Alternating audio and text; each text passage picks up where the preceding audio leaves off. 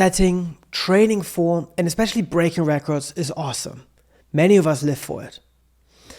No matter if it is in order to compete with a friend, with yourself, or with some imaginary goal, establishing and then destroying records is going to be a great way for you to keep yourself fueled, to make sure you're actually progressing, and simply to have fun. The 1 minute handstand marks one of those magic milestones in everyone's handstand journey. No matter if at the wall or freestanding, 1 minute is going to feel real long all of a sudden, and achieving it is going to feel real great. Personally, I never really understood where this idea of this 1 minute mark came from. Why not just do 55 seconds? Why not do 90 seconds? Yet at the same time, I must admit, I respect it. One of my main goals in my handstand journey was to do a 1 hour handstand endurance, and I was able to achieve that on 3 different opportunities throughout my career. Welcome to Handstands The Rest, the podcast where we discuss everything about handstands, calisthenics, flexibility, and general bodyweight training.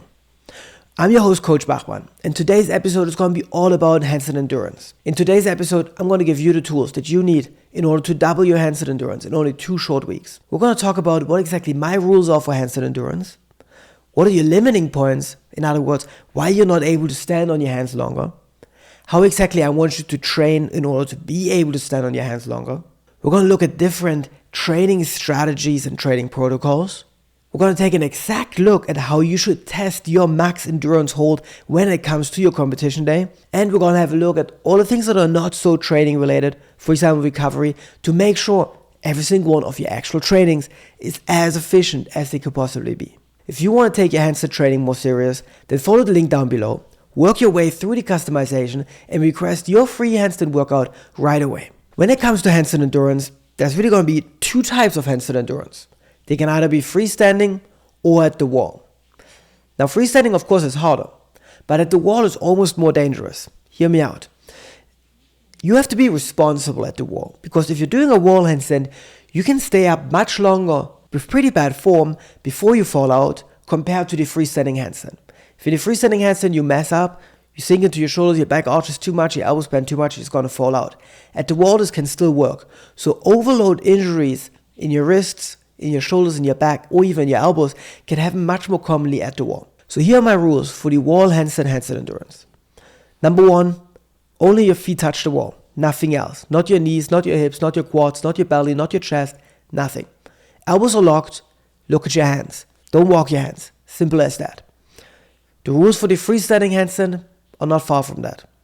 You're going to start counting your time as soon as the second foot leaves the floor, and we stop counting time as soon as one foot touches the floor, or if you take one step out of your hands. You're allowed to bend your elbows for a short period of time to catch your balance, but you're not allowed to keep your elbows bent for a continuous period of time. You're also not allowed to rest your body on your arms or really cheat in any other way.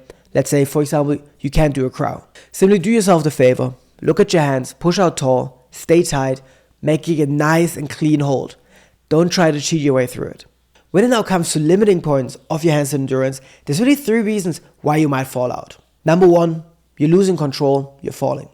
Number 2, you're getting tired, you're falling. And number 3, you're not focused right. You see, you're not really falling, but you're still coming down. Let's have a look at each of them in a little bit more detail. Number 1, you're falling out due to your lack of control.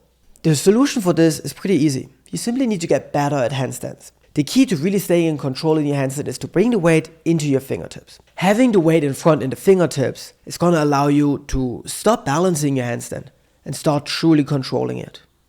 As soon as the weight drops towards the back of the hand, so you're not fingertip heavy, your handstand might become a little bit easier, but you don't have control anymore. Generally speaking, when it comes to a short handstand, I always say as much weight towards the front so you can get as much control as possible. Give yourself that extra leverage room. Maybe even put a little bit too much weight in front. If you're strong enough, you can control it. Now, with handstand endurance, of course, we have to be a little bit smarter because we're trying to stay up longer. So you need to find that magic spot where you still have full control, so you're pretty far front in your fingertips with the weight, yet you're not so far in front that it becomes exhausting. You might start playing with a bit of a line that's almost dangerous. Just enough control to control your handstand, but easy enough so it doesn't kill you. Where exactly this line is, you're going to have to find for yourself, but generally speaking, 1 minute is not that long, trust me. You're going to want to try to keep that weight as far front as possible the entire time. Additionally, of course, engaging your legs is going to be key for when it comes to handstand control. Keep in mind, your legs do make up half of your handstand. If they wobble around, it's going to be impossible to actually control your handstand. Last but not least, if you're really struggling with balance, but you want to push your handstand endurance, cut balance out, move your handstand towards the wall, and train there. If you can't balance your handstand at all yet, you're not going to be able to improve your handstand endurance. Train at the wall, then get your freestanding handstand good, and then work for your freestanding 1 minute handstand. Reason number 2 that you fall down is due to your lack of strength, or at least that's what you believe it to be. Now, I know this feeling. You're in a handstand, your muscles ache, you don't think you can hold it anymore, and you simply collapse to the floor. I understand that fully. But here's the thing. I'm going to argue the problem here is not actually strength. At least not if you're trying to get 1 minute or a little bit more than that. The problem is actually alignment. You see, picture yourself as a tree. A big, thick, strong tree. As long as this tree is growing straight up, you're going to have trust that that tree is supporting itself. You walk straight past it. But if that tree is kind of like standing in a rainbow or in a banana, you can see how this tree might collapse right on top of you and you don't feel safe next to it. You're going to walk around it. Same for your handstand. If you're sinking into your shoulders, you're creating an angle at the wrist, at the shoulders, possibly your elbows are bent a little bit, your back is arched. You create little angles everywhere, you're losing strength and tension everywhere. Your tree is hanging in a rainbow. Your handstand is going to get really, really hard. Of course, investing into your handstand-specific strength, such as handstand push-ups, planches, presses to handstand, etc., is going to help. But building strength is going to take a little while. As a quick fix, focus on improving your form. I promise to you, a well-aligned handstand is so significantly easier than a banana handstand that you don't even need to develop any more strength if you push out tall and if you straighten out your handstand. The last reason why you might fall off your handstand, and that's probably the most annoying one, is you're not really tired, you didn't really feel balanced, yet you came down anyways. It happens. And the reason here is really just a lack of focus. Handstand endurance is not just physically tiring, but also mentally tiring. You have to stay focused on your form, focus on your alignment, so your handstand stays efficient and in control, whilst at the same time distracting your mind to not focus on your aching muscles and on the pain, as that's going to drag you down. Yet at the same time, you want to check how much time has passed, but if you constantly look at the clock, you know the time's going to pass much slower. So the mental game is really going to be significantly more important than what you actually expect when it comes to your handstands. What I like to do was to create a playlist of songs that I liked, that I can kind of like rap along in the back of my head while I'm doing my handstand. This comes with a variety of advantages. Number one, it's music that you like, music that's probably going to get you going, and that's really going to distract your mind on something else. That's good. You get energy and you're not thinking of the pain. But the real key here is that you know how long these songs approximately are, or if you're working up to your 1 minute handstand, you know how long each segment of the song approximately is. You know when Chester starts screaming, 1 minute of the song is up and you can come down, as an example, right? So not only are you keeping yourself distracted and fueled, but at the same time, you don't have to constantly look at the clock anymore and time is gonna pass so much faster. Another great way to distract yourself while staying focused, while working on your handstand endurance, is simply doing movement-based exercises, right? If you have to focus on what your legs are doing in your handstand, whilst also focusing on pushing out tall and staying in control, you're not going to focus as much on the pain of your muscles anymore or on the time passing, and you're going to see you're going to get to your endurance goal so much faster. Obviously, the main thing that we're going to have to do in order to get our 1 minute handstand or whatever your current goal is, well, we're going to have to train. Now, the best way to improve your handstand endurance is simply to get better at your handstands. I already mentioned this earlier. A well-aligned handstand is an efficient handstand. And with that, a handstand that's going to cost significantly less energy and power, and a handstand that you can hold longer. Plus, a well-aligned handstand is also easier to control. So again, chances of you falling out are significantly smaller. But just getting good at handstands isn't quite enough. Key is also going to be to get good at your handstand mounts. Personally, I recommend to do a tuck mount, but of course you can also kick up to handstand. What's important is just that You don't have to do 3 or 4 or even 5 kick-ups before you finally make it up into your handstand. The problem is going to be that not only are you wasting precious energy, so by the time you're actually getting to your handstand endurance hold, you're already tired, but you're also messing with your mind too much. You pump yourself up, you hype yourself up for your handstand endurance hold, you get on the podium, you hype up the crowd, and then you jump and you fall down. You jump, you fall down. You jump, you see what I mean? By the time you made it up on that 4th or 5th try, mentally you're far gone. You're not hyped anymore for your endurance hold. You need to make it up every single time, or at least 1 out of 2 times. Practice your mounts. Take it serious. Don't leave anything up for chance. When it then comes to actually training your handstand endurance, what I found key is not to do static long endurance holds. You see, the problem with them is that they're going to overload your joints and your muscles consistently with the same amount in the same direction. And that's rough. That's going to leave you extremely sore, extremely uncomfortable, and possibly even injured, because the main thing we got to remember is that our body was not necessarily made to be used in that fashion. Yes, we can train our body to stand upside down, but you didn't do this your entire life. To put in this extreme pressure of long static holds onto your body is not going to be great. And if you ever had a coach that said you have to do a 1-minute handstand endurance hold at the beginning of every single training, then I'm sorry, and I'm especially sorry if you did that. Stop it. It's not healthy. Instead, here's what I recommend. Work on movement-based exercises. Tuck to straight, straight to straddle, slide away from the wall. All of these kind of things are going to keep you in a handstand. They're going to keep you mentally engaged, but especially they're going to keep you moving between positions, meaning pressure is going to switch from one joint to the other, from one direction to the other, from one muscle to the other, keeping this so much healthier and so much more dynamic inside of your body. Now, I know what you're going to say. You want to have this 1-minute static endurance hold, and I get that. Now, here's what I can promise you. If you take those tuck slides, those leg circles, whatever it's going to be, and work really, really slowly through 4, 5, or 6 reps, you're going to be able to get to a movement-based exercise that's 90 seconds or maybe even longer fairly quickly. 90 seconds of a movement-based exercise means it's going to be quite easy to do 1 minute of a static hold.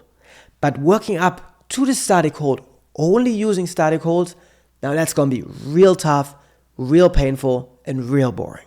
Plus, as a nice little bonus of these movement-based exercises is that whilst you are increasing your handstand endurance, you're also actively working on alignment, form, coordination, control, all of these fancy things, meaning not only are you getting better at holding your handstand longer, but you're also getting simply better at doing handstands, at controlling your handstand, at controlling your body upside down.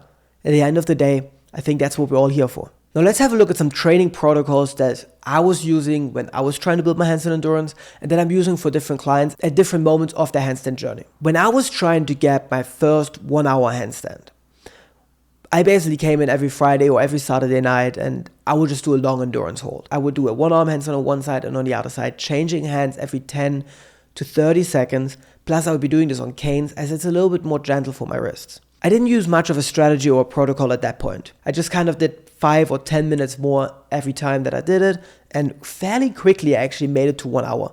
But I was extremely motivated, I was young, and I was hungry. More interesting is going to be looking at the protocols and strategies that I used in order to get up to my first 10 minutes. Now, the first idea that I had worked out actually really well. It was drop sets. In my case, I would do a freestanding handstand, and when I can't really hold it well enough anymore, I would move it to the wall, hold there for as long as I can, then straight away come down from the wall, put my feet on the table, hold an L handstand for as long as I can, and last but not least, pick up a pair of dumbbells, or in my case, as I didn't have dumbbells at that point, I would just climb into an elastic and hold a shoulder shrug position as strong and as tight for as long as possible. I would basically start with the hardest handstand that I have and work down the ladder of progressions, making it a little bit easier every time, and every time when my form would get too bad, I would change to the next progression. Not only do you have this ladder of progressions, making it a little bit easier as you get more tired, so as you're not having as much energy, you make the exercise easier, so it stays just as challenging for yourself, but also you get this moment between the exercises where you're changing from one progression to the other. That's basically like a 2 seconds rest, which does give your brain and your arms, and especially your wrists, this really, really short moment to kind of recover and to get back at it. This strategy worked well enough, but it wasn't as efficient as I wanted it to be. it wasn't until one night during philosophy class, I was looking up some different strength protocols and how bodybuilders or strongmen would train in order to develop more strength, trying to figure out how I can take these traditional strength protocols and use them for calisthenics, or in my case, handstand training, that I came up with the idea of adjusting my resting periods between my handstand sets. So I snuck out of class, came straight to the gym, and I did 2 minutes of handstand endurance, 1 minute break, 2 minutes hold, 1 minute rest, 2 minutes hold, and so on to collect 10 minutes. Now the next week during philosophy class, I snuck out again, but instead of doing 2 minutes hold and a 1 minute rest, I did 2 minutes hold and 30 seconds rest. With the shorter rest period, this got significantly harder. Waiting again 1 week, I came back.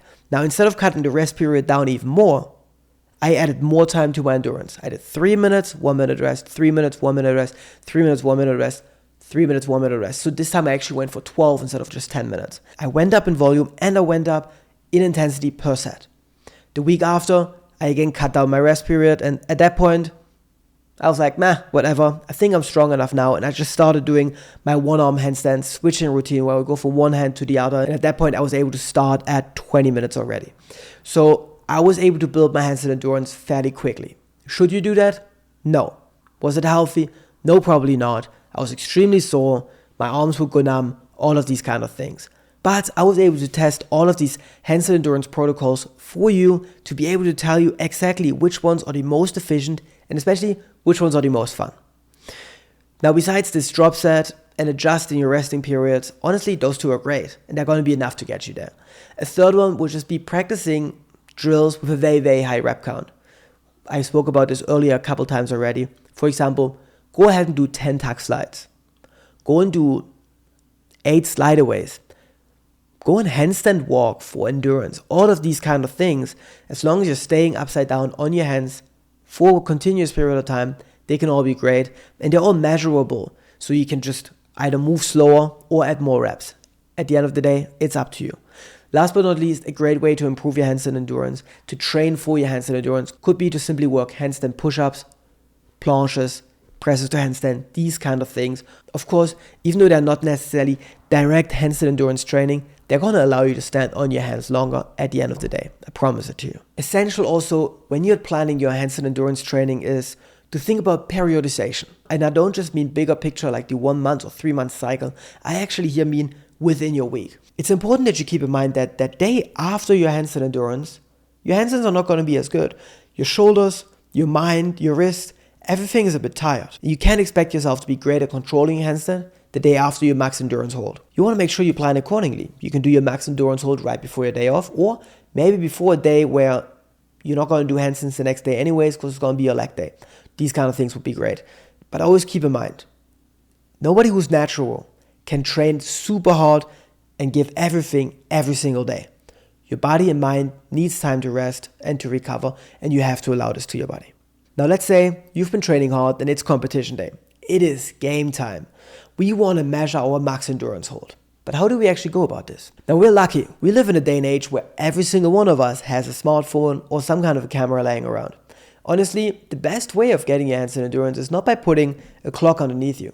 No, you're going to put up your phone, you're going to film yourself, and then you can check, oh, look, at 17 seconds of the video, my foot left the floor, and at 19 seconds I was back down. My handstand endurance was 2 seconds. I was not having a good day. Now, of course, this is not what I want for you. I want you to have a good day every single time that you actually test your max endurance hold, because if your attempt is not good, you're not testing your max endurance, you're just kind of doing a handstand, and that would be frustrating and a waste of your time, energy, and especially of your mental focus. So on this max endurance day, you're only going to do a light warm-up. I don't want you to properly train handstands before you test your handstand endurance. You want to focus your warm-up mainly on injury prevention exercises. Shoulder rotator cuff exercises with the elastic, wrist warm-up, possibly some back exercises. Depending on your level of handstand, you're going to know what you have to do to keep your body healthy when you're training handstands. Then, when it comes to your actual handstand warm-up, you need to keep it as little as possible because you don't want to spend any energy. Yet, you want to do the exercises that you know you need to do in order to nail your mounts and in order to warm up your balance. Yes, you have to warm up your upside down body control. As an example, when I first learned to one-arm handstand, it took me about 45 minutes of handstand training before I was able to hit a one-arm handstand consistently. Now you can wake me up in the middle of the night, roll me out of bed, and I will stand in any shape you're asking for. But that's not how it is at the beginning. You're going to have to warm up your balance, and you're going to have to warm up your balance smart. Learn what your body needs in order to be stable on your hands. Now let's say you did your max endurance hold and you didn't really get to the point where you wanted to be because you fell out, let's say due to lack of balance. You fell out because you lost control. You think you still have quite a bit of energy. Now, you know what? Simply rest 10, 15, 20 minutes, put on a warm sweater, put on some sweatpants, maybe do a bit of stretching. You might have to warm up again a little bit, but usually if you do rest 15, 20 minutes-ish, most of your power is back and you can restart for another endurance set. You just have to promise me, please, you have to keep warm during that resting period. The day before your handstand endurance is also important. You don't want to power yourself out completely during the day before. For sure, don't do a heavy leg or a heavy push or a heavy pull or a heavy anything day. You don't even want to do a heavy handstand day the day before. Again, on the day before, what I found most important is to train handstand exercises that you're good at. The day before is for a mental boost.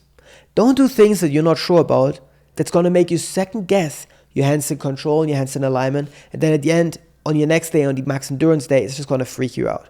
No, we're going to do easy things that are going to make us feel good about ourselves and about our handstands.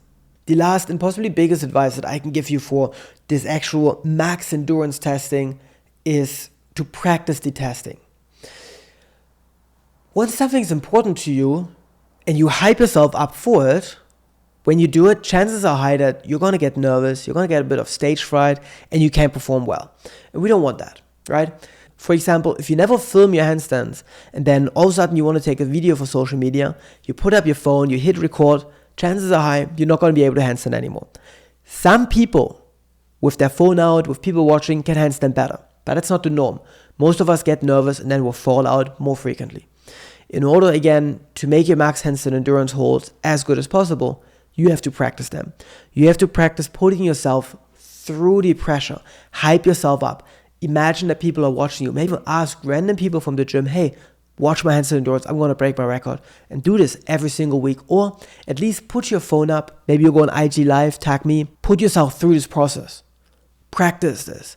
Practice putting this pressure on you. And I promise to you, not on the first or the second time, but on the third, fourth, or possibly fifth time, you're going to get a bit of a routine. And that's when you're actually going to be able to test your max handstand endurance. Because it's only then when you've established a routine, adjusted your routine, and understood what your body and especially mind needs in order to stay up for as long as possible, is when you're going to be able to stay up for as long as possible. And only like this, you're actually going to be able to find out for how long you are able to hold your handstand. Last but not least, you finished your hard training. You maybe even finished your max endurance hold on that day. The question is now, what else are you going to do outside of your training to enhance your handstand endurance? One thing is going to be clear. You got to recover your wrists, right? Not only are you spending a lot of time on them, but chances are high you're spending time on them with your form not being ideal. You are sinking into your shoulder, which means your shoulders are sinking towards the front. The angle in your wrist becomes sharper. Pressure rises. Chances are high you're going to build up some inflammation. Now, we don't want inflammation in the wrists. That's going to be the first thing that's going to stop you from training your handstands. Key for me and for my clients was to put the hands in ice water. 8 to 12 minutes right after training and the second time right before bed. Absolute game changer. Secondly, make sure you keep your wrists warm throughout the day. If you're living in a warm and tropical climate, you don't have to worry about that. If you're living on like Canadian winter, that's definitely something you got to consider. Don't ride your bike to the gym. Don't hold your hand out of the window when you're driving. Those kind of things, I know they might seem logical, but we also forget about them sometimes. Keep your wrists warm and cozy. It's going to go a long way. Once your wrists do get more painful due to inflammation, of course, the first thing that you should do is simply train less. Reduce pressure in order to get that inflammation out. But if you do want to continue to push your endurance, or at least your technique, maybe we'll keep sets a little bit shorter and instead focus on alignment and form and these kind of things. But if you want to keep training, there's two things you can do. Number one, use a declined surface. For example, pop out a little shelf from the closet, elevate it on one side, you got a declined piece of wood. Or you could use parallels, as they will allow your wrists to stay somewhat neutral. Most people do not have any kind of wrist pain on parallels, especially if that wrist pain comes from inflammation. Once we've recovered the wrists, let's be honest, we also have to recover the entire rest of the body, as handstands are something that's going to fatigue the entire body. Now, there's comfortable things such as a massage, maybe some contrast baths, sauna. These kind of things are all going to help you relax your body.